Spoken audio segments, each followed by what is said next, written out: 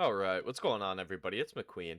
In today's video, I'm going to be showing you how to become a macro god in SpongeBob Tower Defense. So first things first, let's talk about what you need to macro. You're going to need tinytask. Here's how to get it.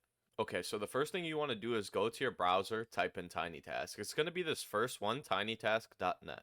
And then when you get here, the screen should look like this. You're going to go over here to where it says download, click this, and then it'll pop up tinytask.exe. You don't have to extract it or unpack it. You can literally just download it, open it, and boom, you're macroing. Okay, so now that you have tinytask, when you open the exe, it's going to look like this. So first things first, we're going to go to preferences. We're going to put always on top.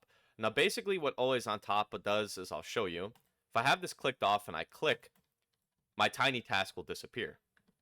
But if I have always on top clicked on, it won't disappear. It'll always be on top of whatever application I'm using. Make sure you have always on top on. Next, you're going to have to set up your hotkeys. So you need a recording hotkey and a playback hotkey. I believe the defaults are these first options right here. I have my recording hotkey on F8 and my playback hotkey on F12 just because I find these to be easiest for me. But whatever you want to set your hotkeys as, feel free to set them as. Okay.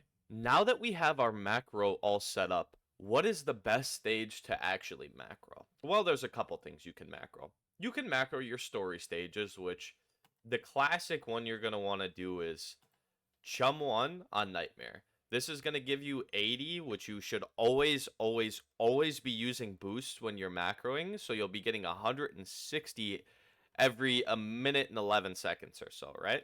That is pretty good. The next thing you can macro is raids. If you're just trying to get as many gems, coins, XP, faction XP, so just currency as possible, I would not macro raids. I don't think it's the best.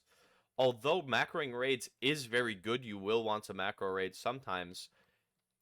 A, because shiny Wumbo Captain Magma.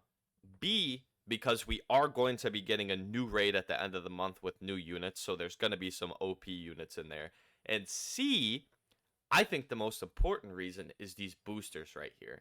So remember how I said earlier you always want to be running boosters when you're macroing? Well, this is where you're going to get most of your boosters from. Let's take a look at how many boosters I have. Obviously, I have the pass, so that's going to give me boosters, but if you look, I have well over 100 of each of these. This is where I get the bulk of my boosters from. I do have 2x golden spatulas permanently, but you don't need that. You're going to get 150 per run without it. So you'll get one of these every run, and then 3 of these every 2 runs, pretty much, right?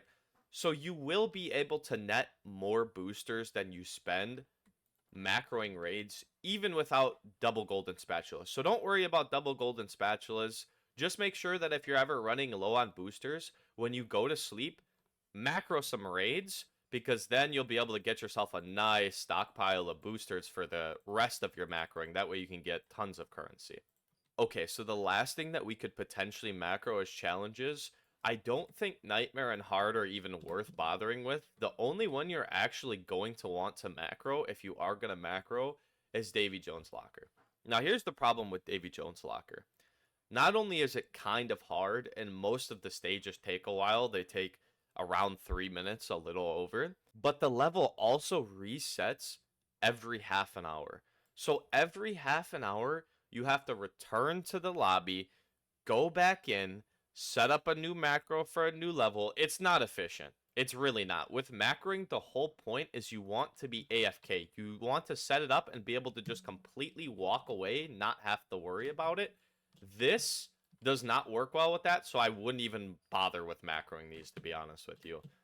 If you are trying to get currency as fast as possible, just as fast as possible, the best one to run is going to be Chum 1 on Nightmare. I've done the math, and for every 8 hours that you macro this, you should get around 60,000 gems and around the same amount of coins. So this is going to be by far, without a doubt, the best macro method, just because it's so short and the rewards are so good for how short it is. Alright, last thing to do is to show you how to actually set up the macro once you're in the game. So 5x is going to help so much with this. It's going to make your macroing so much more efficient. But what I like to do, you can really use any unit. It doesn't matter as long as it's strong enough to make sure that you don't lose. If some get by, it doesn't matter. As long as you don't lose, that's really all that matters. So what I like to do is I just place this Rhino here. You don't have to use a unit that's that strong. You can use a unit that's weaker. You can use like a Granny Tentacles. You can use any starter unit. You'll be fine. Okay. And really, you only need one unit on average for this. You don't need very strong units because it's just a story stage.